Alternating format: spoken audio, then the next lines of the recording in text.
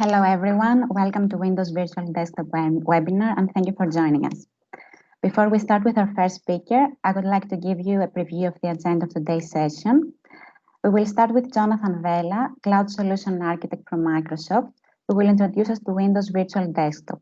Then Yorgos Charitou, Senior Solutions Architect from Logicom Solutions, will present Logicom Solutions Windows Virtual Desktop offering and also run a demo. During the presentation, you can ask your questions in the chat, and we can also answer your questions at the end of the session.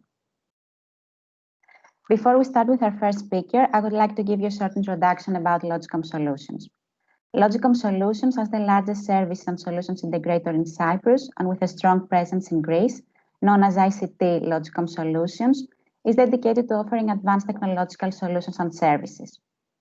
Working with organizations across a range of different industries and having strong long-term relationships with the largest technology vendors, such as Microsoft, we focus on the individual digital transformation journey and strategy of every organization.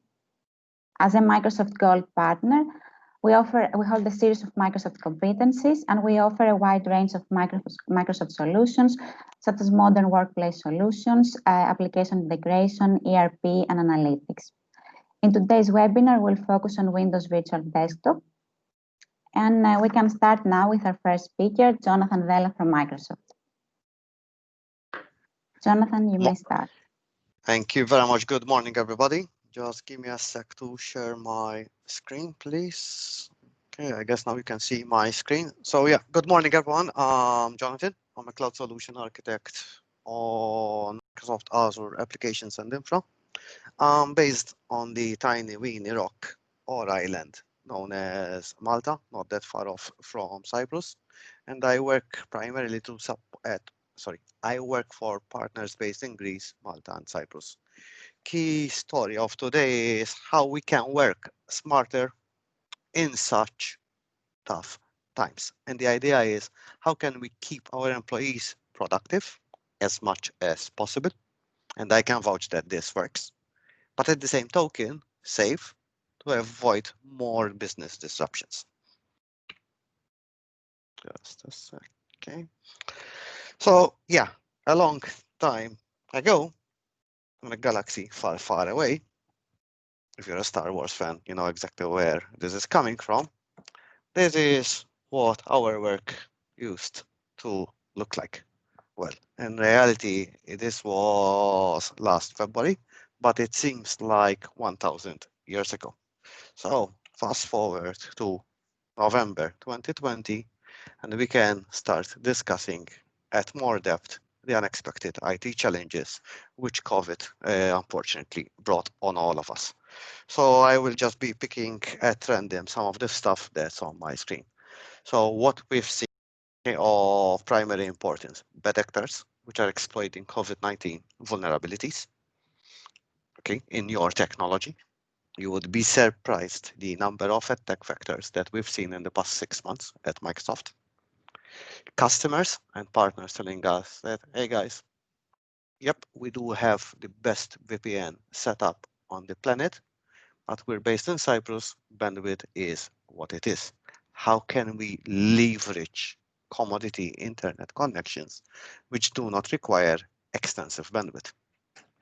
Of course, because of lockdowns and because of social distancing, there's a sudden spike in the need for remote access because the office is no longer there, or we can't go to the office. This results directly into challenges to onboard and or manage personal devices or new devices. How am I going to manage them if these devices are no longer connected to my corporate network?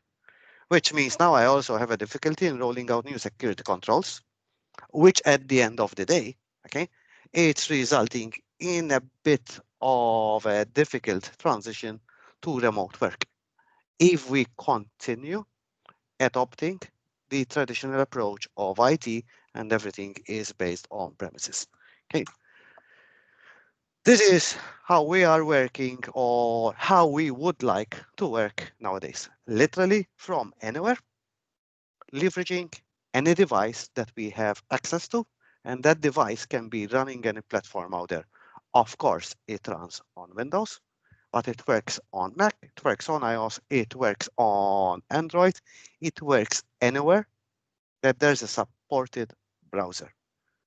As long as you have internet connectivity and a device with a supported browser, you can work easily. Now, what is enabling this? Okay, so this is what we want, how we want to work. But what is the enabler? The enabler is virtualization of our desktops. The driver, whether we like it or not, is Kofic. I mean, there's like a joke going on the internet, but unfortunately, it's reality. Okay, what is driving change or digital transformation in your business? And the majority of respondents are all replying that it's COVID. Telling you, we've seen in a couple of months what we expect to see in years from a transformation point of view. Oh, we need to adapt in order to survive. It's that simple. Now, the answer to all of this from a product point of view is called Windows Virtual Desktop, W short. Okay, it's an amazing virtual desktop experience, 100% delivered on Azure. It is the one and only multi-session Windows 10 experience on the planet. You can't find this anywhere. You can't run this anywhere else except in Azure.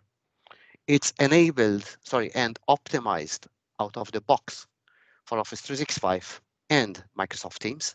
It simply works. You just fire it up. It's already fully blown optimized.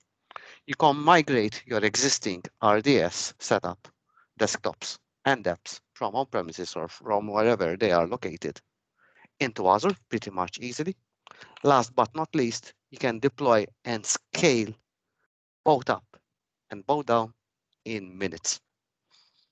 Now, let's jump into the multi-session Windows 10 experience. What it's all about, okay? What's a multi-session Windows 10 experience? A multi-session, as the name implies, is multiple sessions. What's a session? In Windows, it's multiple users connecting to the same endpoint. Can we do that outside of Azure and Windows 10 with WVT? The answer is no.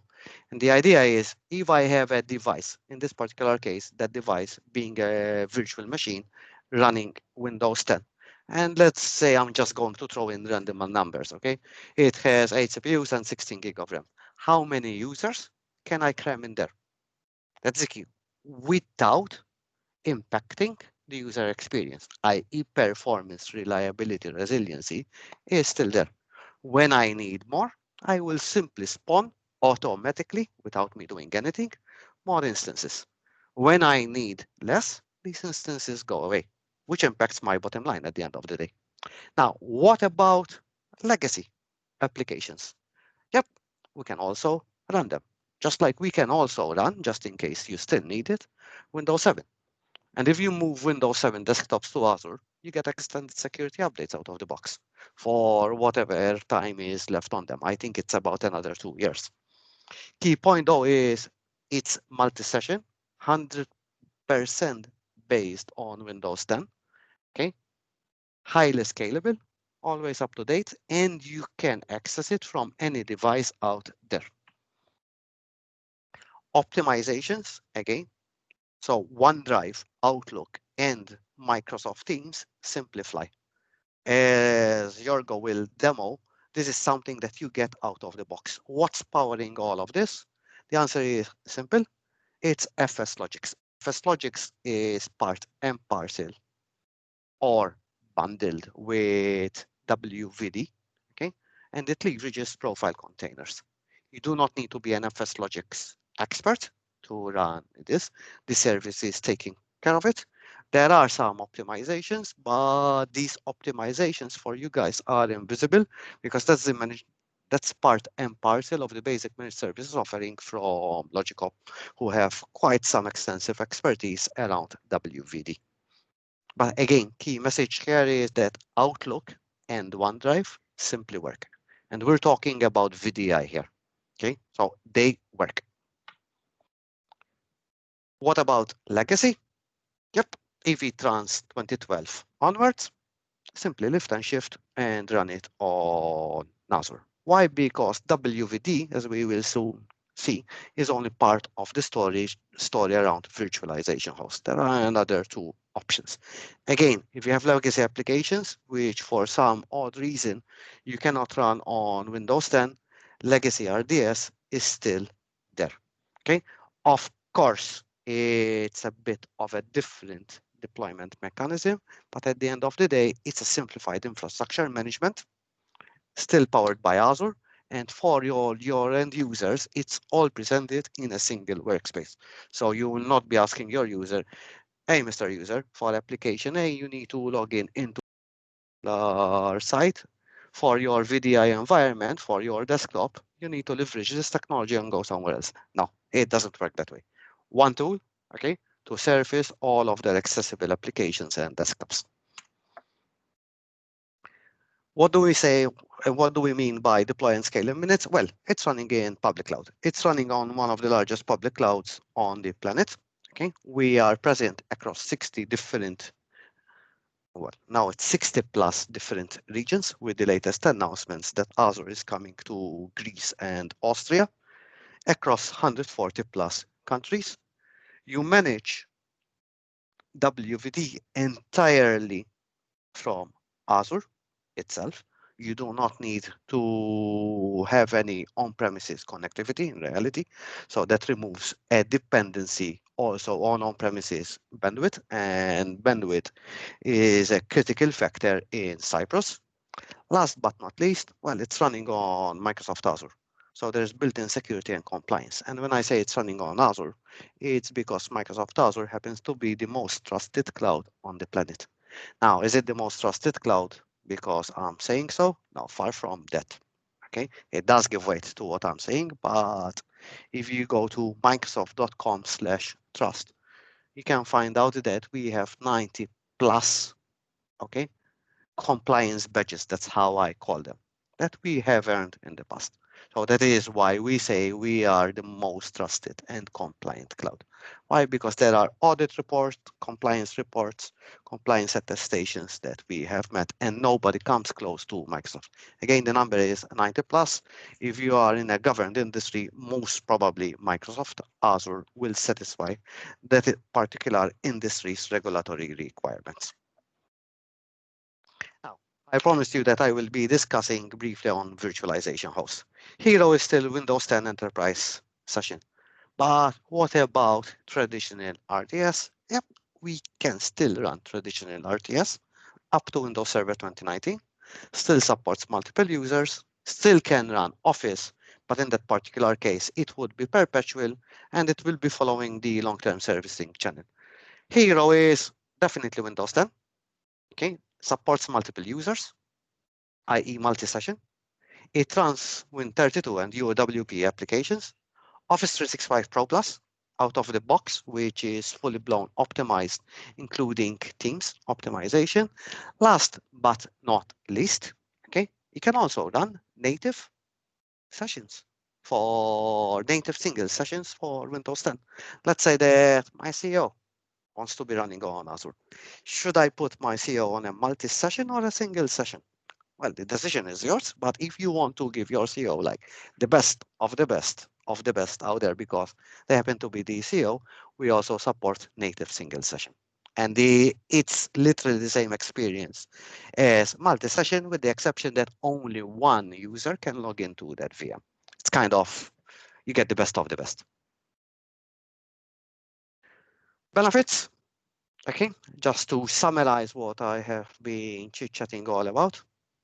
It enables the one and only multi-session Windows 10 experience, optimized again out of the box for Office 365 Pro Plus and Microsoft Teams. Office 365, Outlook, and OneDrive in particular, they are heavily optimized through the use of FSLogix. We support legacy applications, which run on Windows 7 and or Windows Server 2012 onwards, because you can bring your RDS host to Microsoft Azure. It's a very flexible service because, again, you present to your users desktops and or apps. It's up to you. You follow the concept of Jonathan is part of sales. Sales get access to desktops and applications. Jonathan is working in management. Jonathan only gets access to apps, for example. It follows the concept of security groups. If you're still running Windows 7, you bring it to Azure and you benefit from extended security updates. It's 3 years from when Windows 7 went out of support. I think that was like 1 or 2 years ago. I'm trying to remember. It integrates out of the box with the security and management of Microsoft 365. In fact, as George will be explaining later on, if you guys have Microsoft 365, you are already entitled to Windows with your virtual desktop. You don't need to buy any additional licenses. It's part and parcel of what you are already paying for. And do remember that desktops are accessible literally from anywhere with a supported browser, including Android and iOS devices. Now, from an architecture point of view, and I'm going to keep it at a very, very high level. First and foremost, how do we log in? We log in with Azure Active Directory, which means that if we build a solid security or ring-fenced our identity using the basics of MFA, you're done. You don't need to do anything fancy to your identity. Okay, it provides virtualization infra as a managed service. You deploy and manage your VMs in the Azure subscription. If you are using a CCM or Intune, that's the same tooling that you will be using to manage the Windows 10 and Windows RDS hosts. And you can simplify the connection to on-premises resources if required over VPN. Now, what's managed by us versus you? You guys manage your desktop images, desktops, and servers. That's as far as it goes. The rest of the stuff is completely managed by Microsoft. So if you look at RDS, usually in RDS, we deploy load balancing, gateways, diagnostics, so on and so forth. That's all transparent and invisible. That's what WVD is all about. Okay, the onus of that goes on to Microsoft. Of course, then underneath, there's compute, storage, and networking. But if you tell us, hey, Microsoft, I need X amount of CPU, Y amount of memory, with so much IOPS, so much storage, that's exactly what you get. How you get it, that's a different story. You don't even care about it because all you're asking us, Microsoft, I want a Ferrari. That is exactly what Microsoft will give you. Fully managed by Microsoft together with Logicom. And from here, I will stop my discussion. It's the end of the road for me for today. I'll be sitting though, however, on this call for its entire duration, just in case there's any question, and I'll hand it to our fantastic friend, Yorgo. Yorgo, it's all yours. Thank you, Jonathan. Hi, guys. Just give me a second to share my screen. Okay.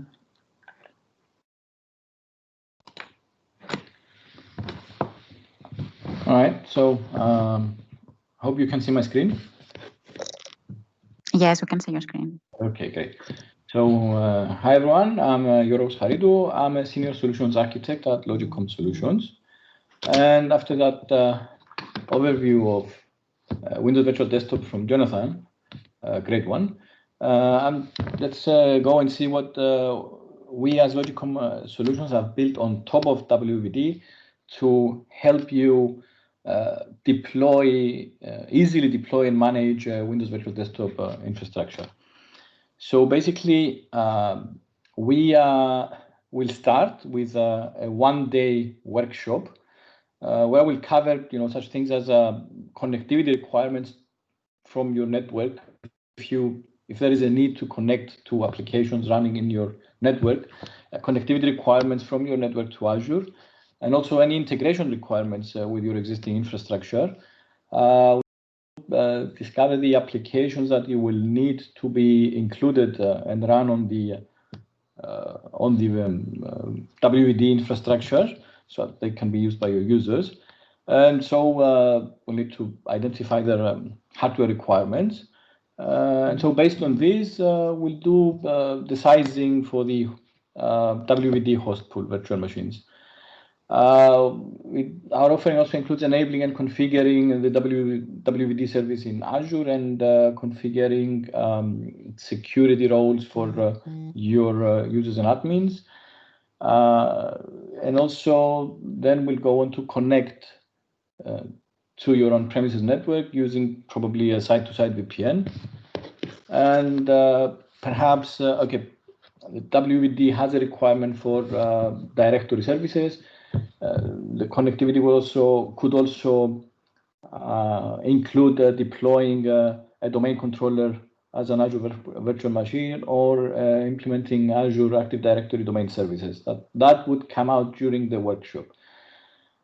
We'll also create one custom image from images that are available in the Azure Marketplace. That would be Windows 10 Enterprise. It could be multi-session or single session, depending on your requirements.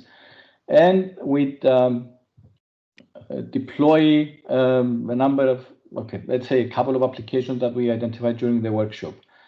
We do that with your people as a hands-on exercise, so that your people, get the experience and they can repeat the process for any additional applications that you might need. We then go on to create the host pool from that custom image. That would include, include the number of VM hosts to support your users and your applications. We'll also publish, we could create application groups that, as Jonathan mentioned, to publish applications or desktops and make them available to the appropriate users. We'd go on to configure monitoring, and as part of our premium option for the offering, we'd also go on to provide management doing the actual monitoring for your hosts, and handle that for you without you having to do anything. We'd go into, we configure actually diagnostics and performance monitoring that we would do using Azure Monitor. We'd also implement Azure Security Center to be able to do security configuration, evaluation, and vulnerability scanning, so to make sure that your hosts are always secure. And we'd also probably include Azure Sentinel for monitoring for any security events. We'd also, we'd provide ongoing maintenance and monitoring as part of this of the premium option, which would include such services as application maintenance, installing updates for your applications, or installing new applications as required. Patching will install monthly Windows updates, and if Office is also installed on your VMs, we'd also install the monthly security updates for Office to keep your host pool running up to date with the latest security updates. And we'll also monitor performance and provide recommendations or handle them for you for scaling up or down depending on the resource utilization for all the hosts in the pool. And we'll also we'll be doing security monitoring, to make sure no security incidents are realized on your pool, and alert you in case we detect anything. Let me now do a demo of the user experience of what this looks like. Hold on. Now, as Jonathan said, we can connect using any device. There's actually 3 ways of connecting to WVD. One is a remote desktop app, and this is the one that I installed now, and we need to subscribe to a workspace. We can do that using a URL or our email. Let me sign in now using a demo email address that I have.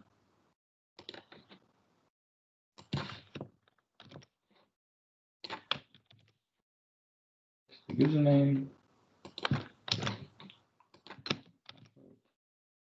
Sign in, and this is a multi-factor authentication prompt. That I need to respond to.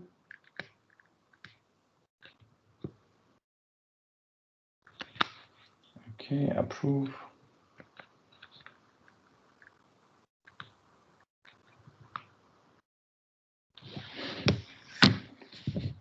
Okay, I'll just sign into this app.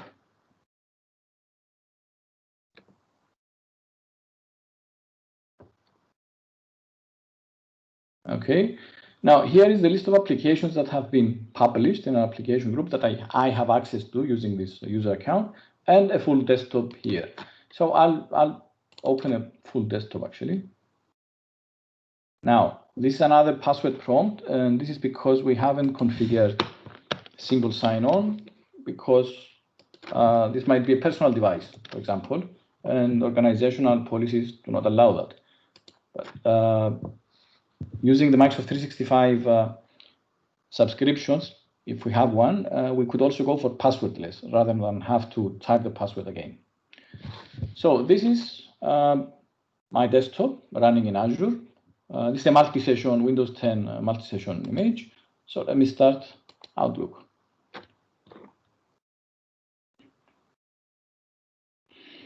Okay, and right, this is my email. Okay, so I mean, you can see performance. I'll also start Teams.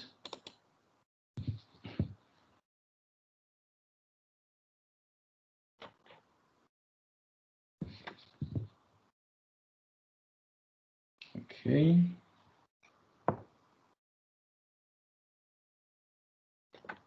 All right, it's there. Okay, it's a bit tricky. We can't really demonstrate that it's optimized doing a Teams call. So what I can only show you here is if I go to the version, it just says here it's media optimized. You know, actually, the other thing I could try and do is show you if I go to devices. Okay, you can see me. So it's running. Okay, this is a virtual machine running in Azure, and I'm connecting to it. Okay. So let me disconnect from this session now. I'll try to minimize Teams. Now, the second way we can connect is using a browser, supported browser, but most modern, or actually all modern browsers are supported. So let me, that's the URL. Okay, let me sign in again using the same username from the browser, type the password.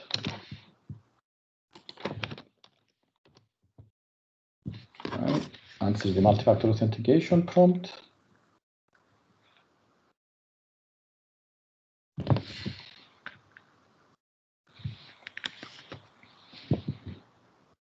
Oh. And here you see the same list of applications and the desktop as before. It's the same. Now, if I connect now to my desktop again,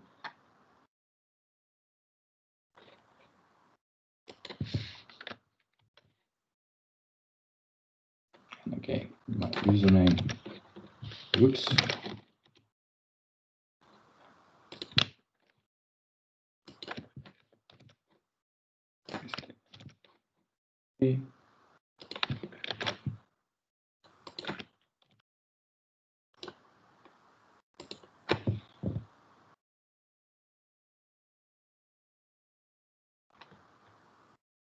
Okay, I'm back in the same session as before.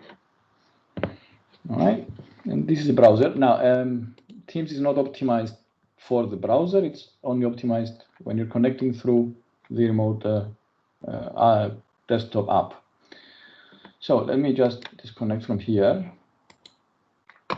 And let me try and demonstrate using connecting using an iOS device. An iPad I have here. Let me just stop sharing for now on this device, and let me try and share my screen on the iPad.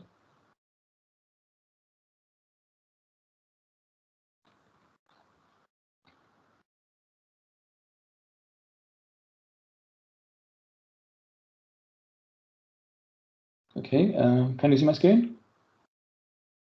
Yes, we can see your screen. Okay, thank you. So this is the remote desktop client running on the iPad now. Same list of apps.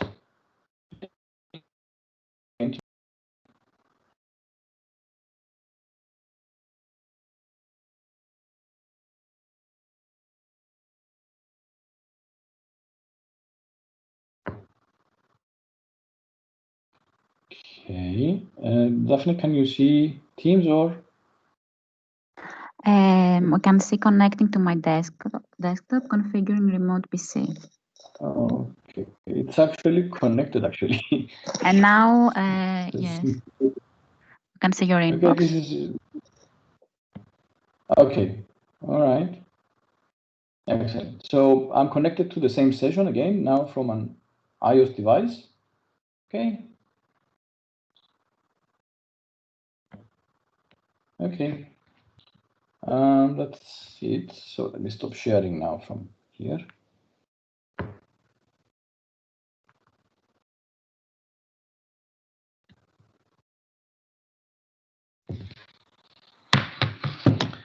And let me go back to sharing my PC screen.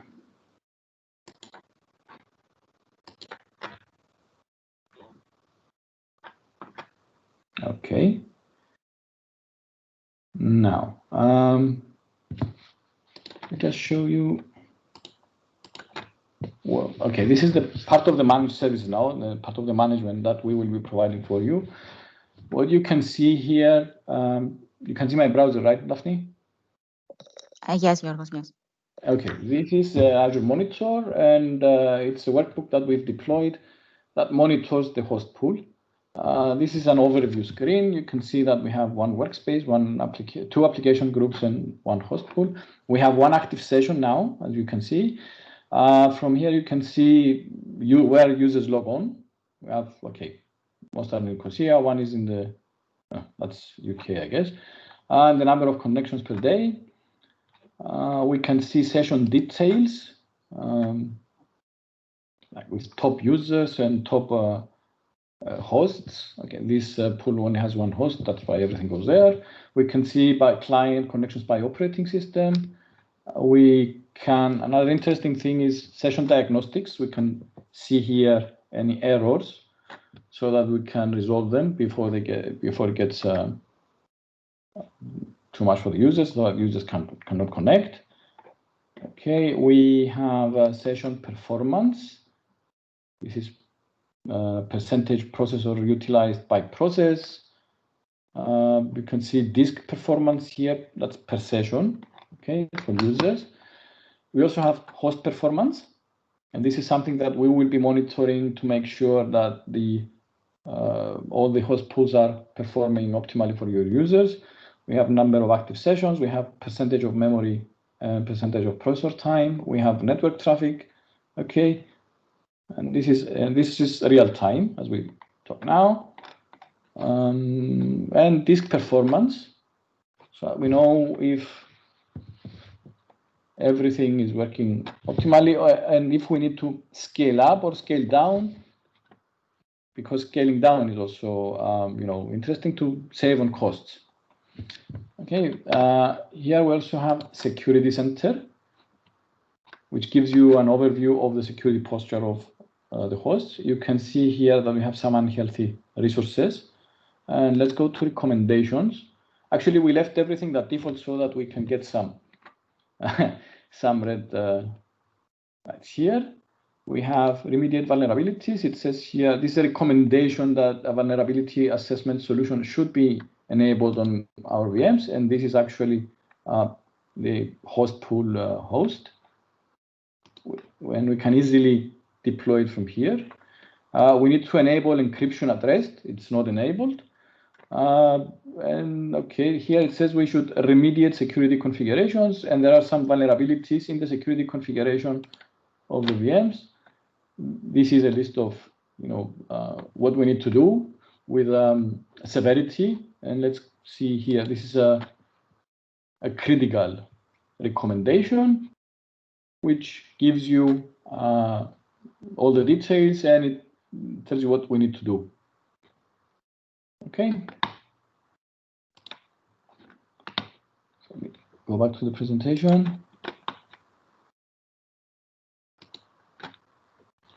Okay, we saw this as well. So licensing requirements. Okay, as far as Windows Virtual Desktop is concerned, it's an Azure service. It's consumption-based. Basically, you pay for the compute, storage, and network traffic that is used by the hosts in the host pool. For connecting now to WVD, the minimum that you need is Windows 10 Enterprise E3 license, or A3 if you're an academic institution. If you're connecting to a client OS, that's Windows 10 single session, Windows 10 multi-session, or Windows 7. If you're connecting to, if you set up a server OS, Windows Server 2 or later, then you need an RDS CAL with an ActiveSA. As Jonathan said before, I mean, if you have any of the other subscriptions, of the other licenses in the list, you get additional benefits. For example, if you have Office 365 as part of Microsoft 365, you get to install the Office apps on the host pool VMs. If you also get multi-factor authentication as part of Azure Active Directory Premium, which is included again in this Microsoft 365 E3 or E5 subscription. Also, you get the ability to manage your host pools using tools that you already have, like Configuration Manager or Intune. That's it from me, Daphne. Thank you, Yorgos. If you have any questions, please post them in the chat, or you can raise your hand to unmute you. Just to let you know that the webinar is being recorded. We had some questions already answered by Jonathan in the chat, and we'll be waiting a couple of more questions for your questions.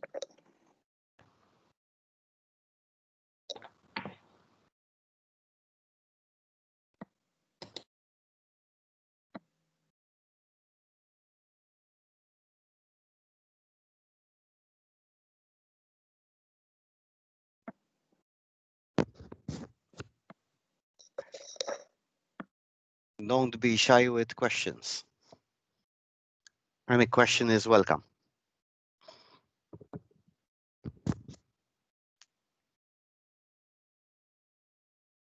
So, George, there are really no latency requirements defined. There is what we call a WVD experience estimator online. At the end of the day, it's based on RDP. The RDP protocol is constantly being improved. There was a major update I wouldn't even say couple of weeks. I think it's a couple of days ago on how we reroute directly traffic over RDP. So it should work anywhere within 100 milliseconds. It's okay. From Cyprus, it will work. That's the key point. How about patching? So patching and security of the VMs is the responsibility, okay, of you guys. Now, when I say it's the responsibility of you guys, I'm pointing at Logicom and customers. So Microsoft will never have access. Okay, sorry, I realized that my camera was off all the time. So I'm back. So responsibility of patching virtual machines is the responsibility of either the customer and or partner. Microsoft does not have access to the virtual machines. Okay, we can see them running. We can see them that they have been allocated the resources, but what's happening inside the VM, we have no clue. However, we make it terribly easy, okay, to keep these VMs updated. Now, since we are talking about WVD, generally speaking, you don't go in and patch every second Tuesday of the month. You need to have a cadence, and the cadence would be like, every quarter I do a minor update, which would be like the cumulative updates of Windows together with my applications. Every 6 months, it's a major upgrade, i.e. I also include upgraded versions or updated versions of my applications as well. Would that answer your question?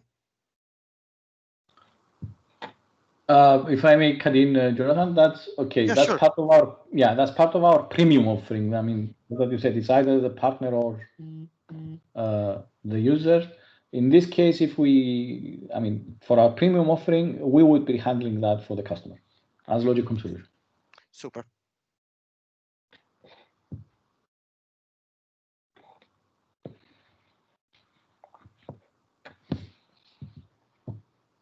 My camera is okay. Nice. I mean, it removes all the trickiness around traditional VDI.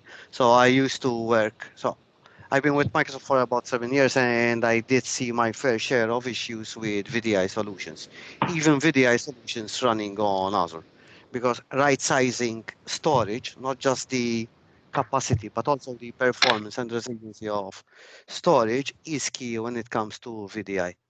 I mean, this is all taken away via WVD, and the way FS Logic's containers work. I mean, workloads which were kind of taboo a couple of years ago, like Outlook. I mean, loading a PST/OST file on a VDI infrastructure was like, no bloody way, man, I'll never do it. In Azure, you don't even care. It just flies. Why? Because WVD has from the ground up for all of this. Then if you go into media optimizations, like Microsoft Teams, it's also a different story. Teams has been reinvented around WVD. Again, if I go, what drove all this transformation around WVD and Teams in particular, believe it or not, it's COVID. That's why these things work. We've seen WVD from a couple of million concurrent users going up to 40 or 70 concurrent connections of WVD in a couple of weeks. That's the scalability of the cloud. And now, I mean, the magic question is, how do I get there? What I would highly recommend to everybody is sit down with Logicom, figure out where you want to go, why you are doing it, have Logicom build a prototype for you guys, because that prototype is definitely the foundation zone that you will need. Okay, so at least you have a very solid foundation and keep growing from there onwards. I think we have one more question in the chat. Yes. Jorgo, perhaps you want to explain this. Yeah, about performance tiers. George, actually, okay, I mean, there's no tier, but that would be the VM SKU that you choose plus the storage. So we can mix and match to meet your performance requirements, okay? And the good thing about this is that you can also change it. You know, if we go in with a VM size that proves to be, you know, too big for your requirements, we can downsize it. And also storage, if we go in with standard, let's say standard SSDs, and the number of IOPS is not what you need, then we can go to premium and do that dynamically.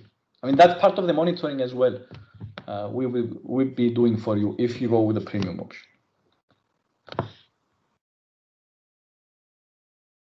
So yeah, just to reiterate on what George said, performance tiers, there are none, okay, but you have access to anything that you need, okay?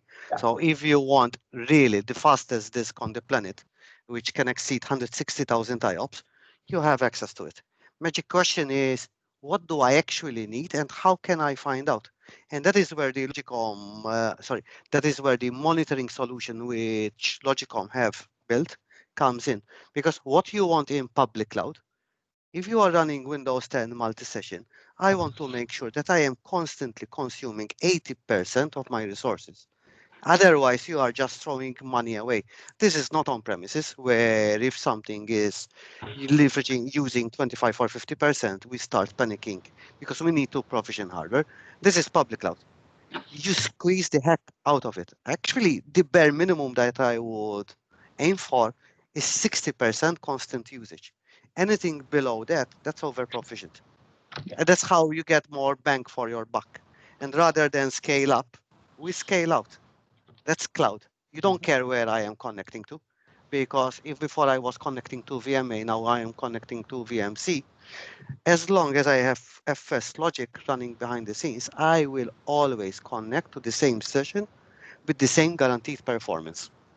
That's why it removes all the trickiness around traditional VDI. If I had to rephrase WVD, VDI made easy. True. I know I'm a bit biased, perhaps because I work for Microsoft, but I was very skeptical when I saw WVD. I went like, oh man, it's another it's another VDI story. But yeah, I was proven to be wrong, gladly.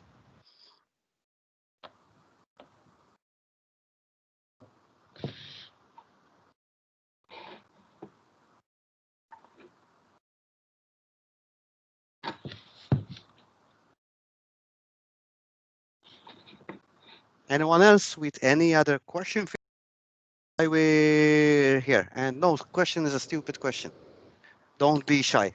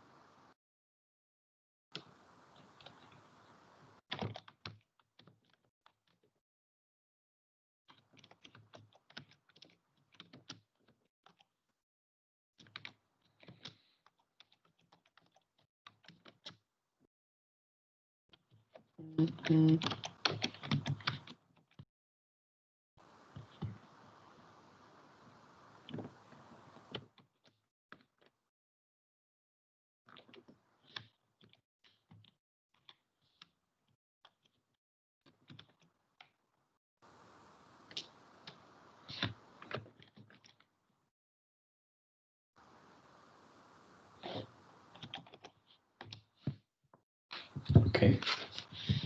Okay, we do not have any more questions in the chat now. We will send you the recording and the presentations. And also we'll offer you a free analysis session to anyone interested in sizing and running a POV. Thank you very much for joining us. And for any other questions or for more information, please feel free to contact us at solutions.logicom.net. And thank you very much for your time today. Definitely, there's one more question Okay, yeah, sure. regarding licensing. George, perhaps you want to take it? Sure, yes. And another question came in as well, which we will be more than happy to answer. 5. Sorry. I mean, with E5, no, with E5, we don't need any other license. Okay, it's included. We're talking about Microsoft 365 E5, right, Lugia?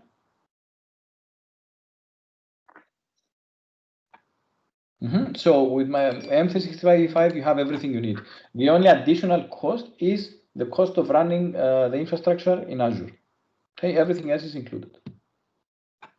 So it's the cost of the VM plus the cost of storage. I wouldn't even factor in the cost of egress network traffic because it's RDP. It's minimal.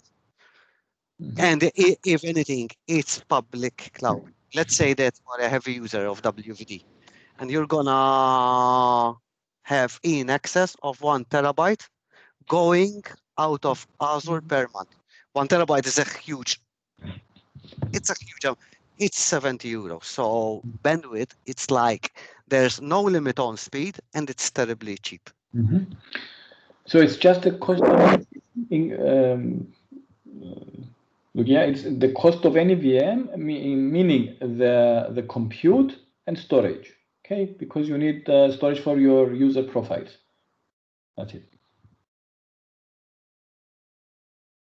Also, we have another question from Mr. Economidis. Okay, I mean, we can do the sizing and then it's we go to Azure Pricing Calculator and get the estimate. Okay, and we can do that together, Loisos.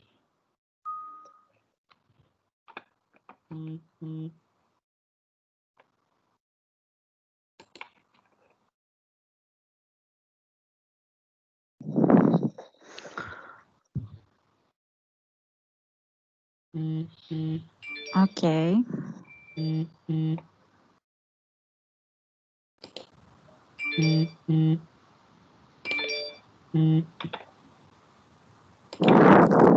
Okay, great. We'll have your details and we'll get the we'll do an exercise, yes, with the calculator. Express route, would you see any? It depends. I mean, I would say with need express route, depending on the needs for connecting back to your network. Okay, if you have applications that are, I don't know, traditional client server, let's say, that are very chatty, that would be a possibility. I don't know if you can say anything else on top of that, Jonathan. Yeah, sure. So ExpressRoute is definitely available in Cyprus. It's available globally. Magic question is why ExpressRoute? I mean, that's the one and only question that I would raise up because there's an associated cost in ExpressRoute. Yes. ExpressRoute is knowing to improve drastically latency, does not do any magic. At the end of the day, latency is it's purely based on distance. So in Malta, we typically get latency from Malta to West Europe, which is the Netherlands, the closest hub that we have for Azure. It's roughly 60 to 65 milliseconds over a traditional VPN connection. If I loop in ExpressRoute, yeah, it is an MPLS connection, which is not encrypted. You need to tackle encryption. It's terribly expensive. Okay, let's remember that. And latency from a performance point of view, from 60 to 65, it goes 55 to 60. What changes here? It's a direct connection to Azure. But do bear in mind then that bandwidth, then it's a totally different story. Okay. So you make sure that you have the best use case. Now, the assumption is that you want to terminate ExpressRoute in Cyprus. It depends where you are hosting your services. Because if you are hosting your services in Netherlands itself, then it's a local circuit and it's terribly cheap. I mean, majority of customers that I discuss with, they go in like, let's just deploy the 10 gigabit ExpressRoute.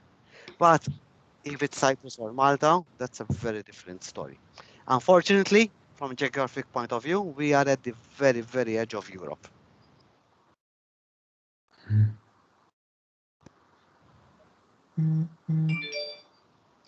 But George, we can have the discussion with ExpressRoute with Giorgio. I mean, if you want on a separate one-to-one as well.